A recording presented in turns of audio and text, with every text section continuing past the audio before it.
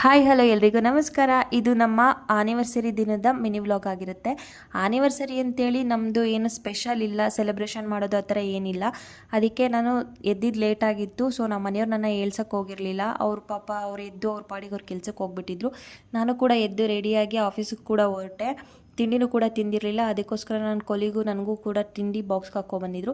ಕೆಲಸ ಎಲ್ಲ ಮುಗಿಸ್ಕೊಂಡು ಚಿಕನ್ನ ಕಟ್ ಮಾಡಿಸ್ಕೊಂಡು ಮನೆಗೆ ಬಂದೆ.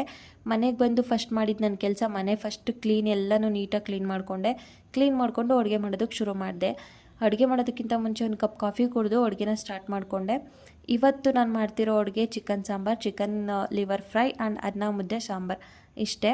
ಮತ್ತು ಆನಿವರ್ಸರಿ ಅಂತ ಅಂದ್ಬಿಟ್ಟು ಸೆಲೆಬ್ರೇಷನ್ ಮತ್ತು ದೇವಸ್ಥಾನಕ್ಕೆ ಹೋಗಿಲ್ಲ ಅಂತೆಲ್ಲ ನೀವು ಕೇಳ್ಬೋದು.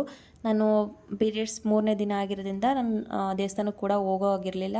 ಸೊ ಅದಕ್ಕೆ ಮನೆಯಲ್ಲೇ ಎಲ್ಲ ಇದು ಮಾಡಿಕೊಂಡು, ಸೆಲೆಬ್ರೇಷನ್ ಅಂತ ಏನಿರಲಿಲ್ಲ, ರುಚಿಯಾಗಿ ಅಡುಗೆ ಮಾಡಿಕೊಂಡು ಹೊಟ್ಟೆ ತುಂಬ ಊಟ ಮಾಡೋದಷ್ಟೇ.